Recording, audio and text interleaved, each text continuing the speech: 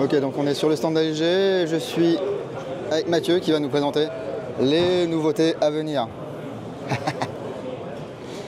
Alors, quoi neuf chez AEG cette année, Mathieu? Allez, c'est parti. Bah, écoutez, bonjour à tous. Bienvenue sur le stand AEG IWA 2025 déjà. Alors, pas mal de nouveautés aujourd'hui à venir cette année en 2025 chez AEG. La première qu'on est en train de vous montrer, c'est le FLCN 556. Donc c'est une nouvelle réplique longue qu'on sort sur base polymère. Donc c'est bien évidemment un modèle électrique, donc à batterie. Alors c'est un mélange, comme vous pouvez voir un petit peu de loin, c'est sans licence bien évidemment. Ça ressemble un petit peu sur une base de Scarel. On retrouve un chargeur 556, donc qui nous permet un petit peu de retrouver les caractéristiques du Scar, on va dire.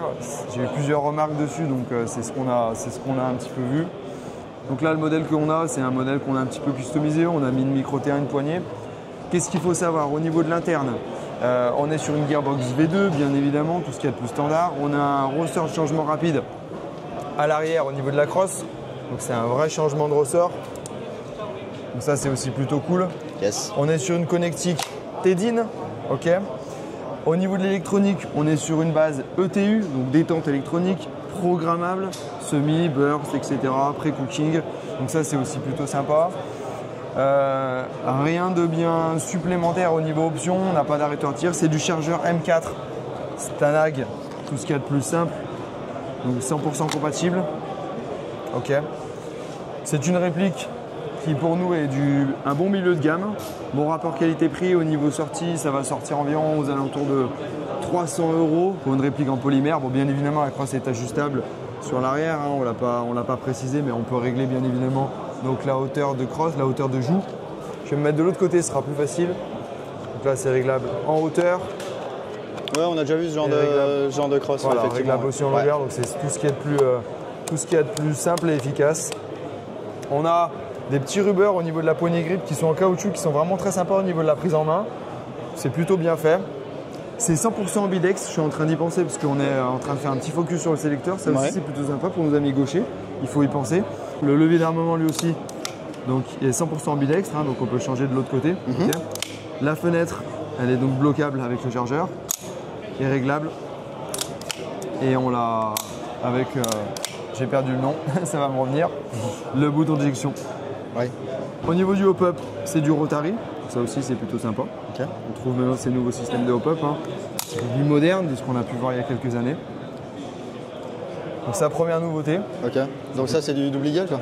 C'est du double eagle, on va dire, un petit peu. Bon, il y a toujours un petit cahier des charges AEG, un petit peu plus sympa, bien sûr. Hein. On a des pièces qui sont changées, notamment au niveau de l'interne. Ils font du super taf, donc il faut pas se priver de travailler avec eux. Hein. Ouais, bien sûr. Après, on aime bien rajouter la petite patte AEG. Hein, bien sûr, ouais. Sinon, on n'a pas d'intérêt de travailler un produit. Ouais. En plus, mais c'est vrai que voilà, on a quelques pièces qui ont changé. Alors, j'ai pas le détail exactement, mais généralement, c'est les engrenages où on aime bien mettre les nôtres. Oui. Pour éviter d'avoir les engrenages, les moteurs, pareil, vous avez bien moteur. En moteur, je pense qu'on l'a gardé sur celui-ci. Ouais. Mais là, on a plus bossé sur la gearbox, sur de la pièce V2. On a remis des engrenages un peu différents. Ok. C'est livré en chargeur mid-cap 180 coups. J'y pense parce qu'on était dessous. Ça aussi, c'est pareil. Hein, on est sur un air maintenant où on évite de mettre des high cap d'origine, surtout sur ces modèles-là. Ouais. Un petit peu milieu de gamme où les gens préfèrent avoir du high cap. C'est toujours plus sympa. Ça évite de racheter encore des chargeurs en supplément. Et c'est livré avec un ressort M90 d'origine monté à l'intérieur. Et on a aussi un ressort M120 pour certains pays qui ont besoin d'un peu plus de puissance, livré d'origine dans la boîte. D'accord, ouais, c'est sympa, hein, un petit bundle complet. Hein. C'est un bundle complet, prêt à jouer au départ, donc il n'y a plus qu'à. Ensuite, et là je sais qu'on va te faire plaisir, puisque là on est sur une calache. Alors plaisir, ça dépend.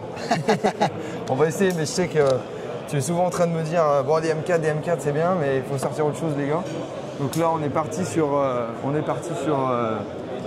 une calache. Donc chez AEG on a toujours eu un petit peu un assortiment. On restreint au niveau de la gamme. Hein. Mais là on est sur un modèle full métal. Donc, je ne sais pas si on va vraiment arriver à le voir au niveau des images, etc. Mais on est sur un modèle full métal qui est très très lourd du coup pour le coup. Rien de bien spectaculaire. Au niveau de l'interne, on est du coup sur de la V3 bien évidemment. C'est 100% compatible avec les pièces. Le petit détail sympa que j'aime bien présenter, On a tout un système de rails Picatinny sur le dessus. Ça aussi, hein, c'est une option qu'on a fait mettre, qu'on a fait rajouter. Généralement, il faut acheter le rail en plus, etc. Là, on est directement sur du Picatinny, donc sur le dessus, pour ajouter tous vos accessoires préférés au niveau de la red dot, etc. On a du rail aussi également dessous, si vous voulez mettre de la poignée, hein, ça c'est aussi sympa. Et sur les côtés, donc droite et gauche, pour mettre les petites lampes et tout, etc., etc. Donc ça fait plaisir, on retrouve du full métal, ça aussi c'est sympa pour une calache. Ok, ouais. Et là du coup ça va me faire redire ce que j'ai dit tout à l'heure, mais on est sur du chargeur high cap cette fois-ci. D'accord. Une fois, on le voit dessous, hein, j'ai dit tout à l'heure. Okay. On est sur du high cap cette fois-ci. Voilà, plus facile d'avoir du chargeur calache high cap d'origine, donc c'est pour ça qu'on est parti comme ça. Ok, est-ce que tu peux me replier la crosse s'il te plaît? Alors Mathieu, bien sûr, on peut. On peut bien évidemment. Il faut juste que j'arrive à appuyer. Voilà, dans ce sens-là c'est mieux. Alors, on va pas le voir ici, on n'est pas sur un Quick Spring Change sur le proto ici, mais sur la version finale par contre, il y aura un Quick Spring Change au niveau de l'arrière de la gear. D'accord, c'est ce que je voulais voir. Voilà, ça sera mis, donc là il n'y est pas, effectivement, bon, belle remarque. Mais on m'a confirmé ce matin que de toute façon, sur les versions qu'on allait vendre, il y aurait aussi le Quick Spring Change. Donc ça aussi, bonne nouvelle pour ceux qui veulent adapter leur ressort, changer la puissance. Et une dernière requête, s'il te plaît. Peux-tu m'enlever le chargeur et me faire voir le puits de chargeur? C'est parti, on y va. J'accepte cette requête. On est sur un bloc pop-up en alu. Ça, c'est aussi sympa.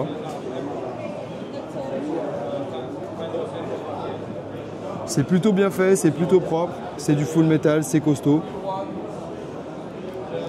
Normalement, ça devrait être pas mal. Et puis c'est de la V3, c'est incassable. Exactement. Enfin, je dis ça, il y a certainement des gens qui en ont cassé, mais. Oui. Ok, donc ça peut faire une petite base sympa. Ouais, en termes de prix, ça, on est forcément sur du full métal, on est plus cher que du polymère. Hein. On sera aux alentours de. Je donne des grosses fourchettes parce que j'ai pas encore les chiffres précis, hein, mais on sera aux alentours entre 380 et 420 €. Ah ouais, quand même. Ouais, ok, mais en tout cas, le rendu, on voit bien que par exemple, le compensateur, là, on voit bien qu'il est en acier. Il y a cette couleur assez particulière, je ne sais pas si elle rendra bien la caméra. Et pareil ici pour l'empreinte des gaz et tout ça, c'est une couleur un petit peu bronzée.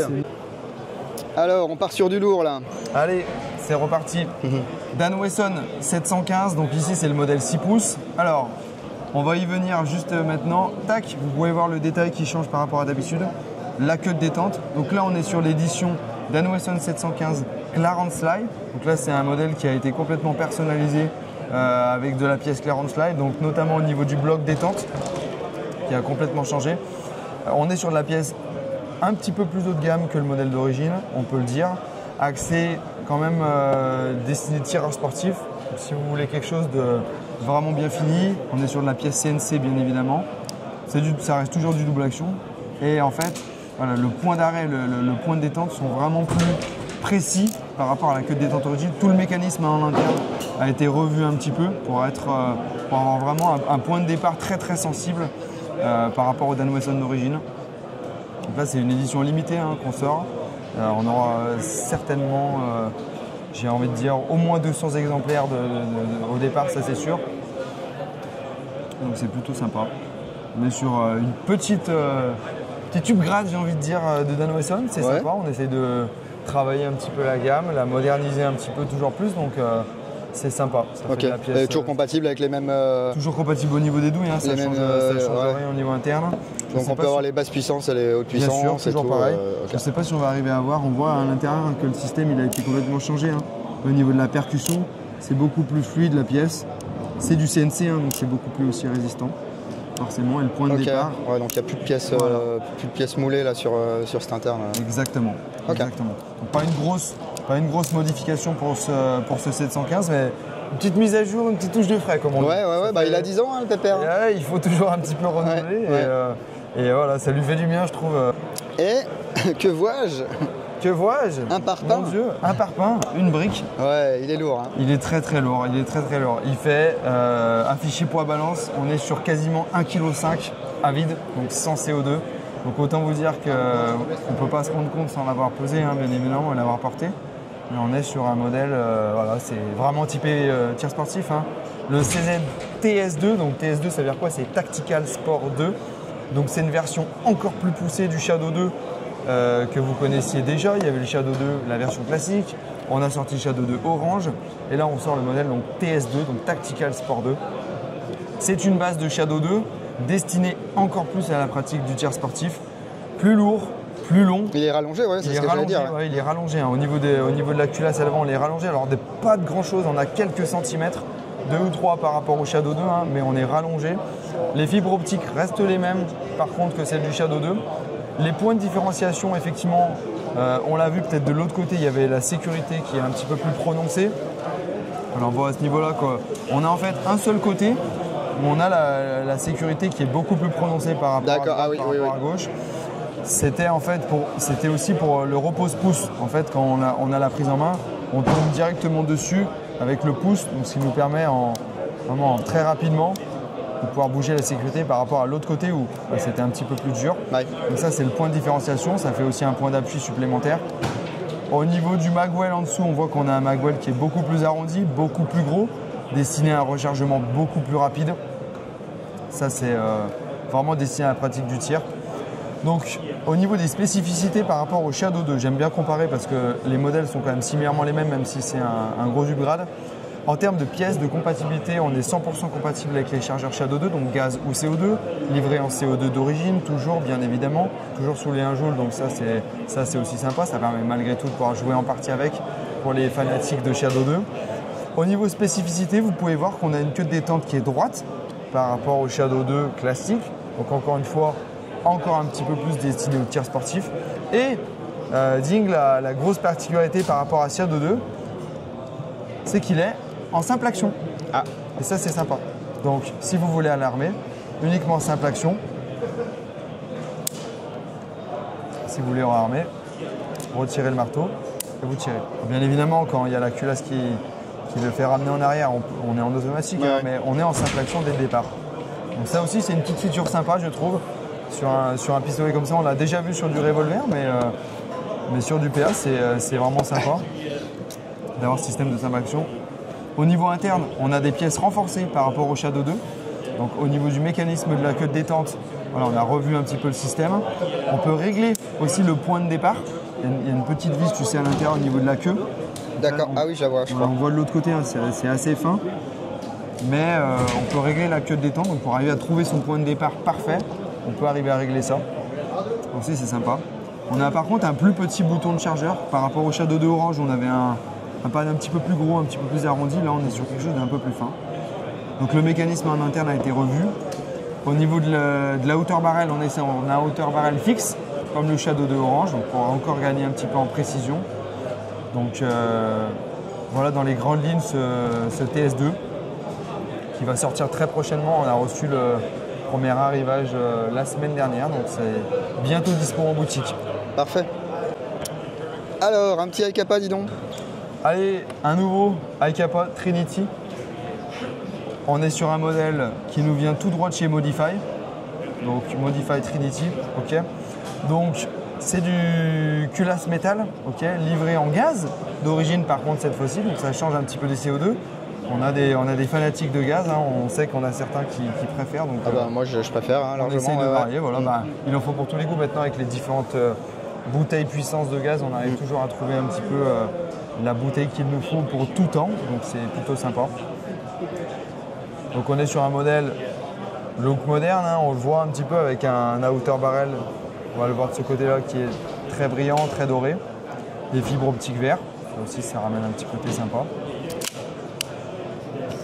Alors, il y a une petite feature que j'ai envie de vous montrer, et on en a parlé juste avant de le faire. C'est au niveau du réglage du hop-up. Alors, sur ce modèle de Hi-Capa, vous n'avez plus la vis dessous comme principalement des modèles CZ qu'on avait. Vous n'avez pas la vis à l'intérieur. Vous avez en fait le réglage au niveau de la mallette. Donc je vais vous montrer. Il vous suffit en fait tout simplement d'enlever donc la partie l'arrêtoir de culasse. Tac. Donc vous enlevez cette pièce. Ok. Et en fait, vous mettez la pièce à l'intérieur et à l'envers, et vous allez pouvoir régler en fait le hop-up à ce moment-là. Donc là, il est à l'intérieur. Vous voyez, c'est marqué hop hein, à l'intérieur. Donc si vous êtes vers le bas, vous réglez le hop-up vers le bas, forcément. Et en poussant vers le haut, vous allez régler le hop-up vers le haut. Ça, c'est plutôt sympa. Ils changent, hein, ils essaient un petit peu de changer ces systèmes de hop-up qui sont parfois un petit peu dérangeants. On sait que enlever la culasse, visser à l'intérieur, c'est pas toujours très pratique des fois. Ça peut arriver à bouger. Donc là, Modify nous propose un nouveau système pour ce réglage. Donc j'ai trouvé ça très intelligent, très sympa. On voit qu'à l'intérieur, c'est une petite clé crantée en fait, hein, qui vient tout simplement donc régler le hop-up. On peut peut-être arriver à le voir à l'intérieur. Vous voyez, il y a une petite molette. Je ne sais pas si on va arriver à bien voir, mais normalement un petit peu, on voit qu'il y a une petite molette de réglage. Ouais. Donc plutôt bien fait. Qu'est-ce que tu en penses de ce nouveau système? C'est intelligent? Alors c'est sympa, simplement les gens qui achètent des iCapas, souvent ils veulent quand même des trucs compatibles avec les pièces Marui parce qu'il y a tellement de trucs d'upgrade et tout. Alors, mais faut voir. Moi j'ai pas démonté donc je peux pas voir. Voilà. Ouais. Mais c'est une bonne question au niveau compatibilité des pièces. J'ai pas le détail à 100% de vous dire quelles pièces sont compatibles. Mais il y a beaucoup de pièces qui sont compatibles Tokyo Marui. Oui, je pense déjà tout ce qui est à l'arrière, enfin détente, machin, tout ça. Bloc détente, bloc nozzle. Ça, on est sur la pièce compatible Tokyo Marui, donc c'est plutôt cool. Et puis, si on est sur du Modify, on est sûr que normalement, canon et joint, c'est VSR10. Donc c'est plutôt pas mauvais aussi. Ouais. Donc normalement, on devrait arriver à faire quelque chose de plutôt sympa avec ce modèle-là aussi. Ok, écoute, sympa. Affaire à suivre. Oui. Et du coup, on a un canon là qui est taraudé. Oui, effectivement, on vient de se rendre compte, on a un petit canon taraudé, donc ça vous permettra de mettre vos traceurs préférés. Et on était en train d'en parler juste en off avant caméra. En fait, on s'est rendu compte quand même qu'au niveau fluidité, c'est très très fluide, hein, au niveau de la glissière, on le voit. Donc ceux qui vont vouloir monter des configs HPA, donc pour les passer en HPA, donc pour encore plus de fluidité, peut-être pour faire du speed, hein, on aura un modèle. Ça peut être une bonne base pour du speed, qui va parfaitement convenir, je pense. Alors là, on va être sur quelque chose de sympa, un L4, mais qui sera peut-être un peu plus pour le tir sur cible, je sais pas. Alors c'est ça, là on est sur un modèle beaucoup plus compact, beaucoup plus petit. Hein. Donc là c'est la version L4 Pro, donc sous licence Springfield Armory. Okay. Donc là on est sur un modèle CO2 culasse blowback, d'accord. Donc c'est un petit blowback. Hein. C'est pas les vrais blowback, hein. On voit que le muzzle ne recule pas, etc. à l'intérieur. Tu l'as peut-être en 4.5 aussi celui-là, non? On va le sortir en 4.5 aussi, exactement. C'est l'objectif. On sort d'abord la version 6 mm et ensuite on l'aura en 4,5. Hein. On aime bien décliner des versions. On voit que c'est des systèmes un petit peu à l'ancienne, hein, avec la cartouche qu'on met à l'intérieur de la poignée pistolaire. Les chargeurs de billes, voilà. Alors souvent, ce qui est dérangeant un petit peu sur ce type de réplique, c'est que ça tire un peu fort. Là, on est sur quelle énergie un peu? Là, on est sur un Joule 5 en CO2. Hein, forcément, ça sera peut-être pas destiné au jeu, bien évidemment. Mais si vous avez envie de démarrer l'airsoft en faisant du tir sur cible dans le jardin, tirer des canettes, peut-être avec votre enfant, votre père, votre soeur, votre frère, ça peut être un modèle plutôt sympa. Moi j'aime bien au niveau du grip, il y a quand même un petit travail qui a été fait au niveau de la poignée pistolaire. C'est plutôt agréable, c'est fin, c'est discret, c'est pas aussi agressif qu'un P10, mais ça tombe bien sous les mains. C'est un modèle beaucoup plus compact, hein, on le voit par rapport à un Shadow 2, c'est beaucoup plus gros, hein, ça n'a rien à voir, c'est pas du tout la même utilisation. Et encore là vous n'avez pas fait le plus petit des L4. On sait qu'il en existait pas mal, mais la version Pro elle est plutôt sympa. On est quand même sur un modèle moderne où on voit qu'à l'arrière le marteau est directement intégré dans la culasse, donc c'est sympa. On aura peut-être aussi, je suis en train de regarder, là je vois qu'il y a une vis. On doit avoir l'emplacement pour mettre un RMR en fait. Parce que je vois que là il y a une vis, donc ça doit pouvoir s'enlever. Là au niveau de la plaque, oui effectivement on dirait que la plaque peut s'enlever. Donc on n'a pas encore la pièce de dispo, mais ça doit pouvoir se trouver ça. Hein. Ça doit pouvoir se trouver. Ok.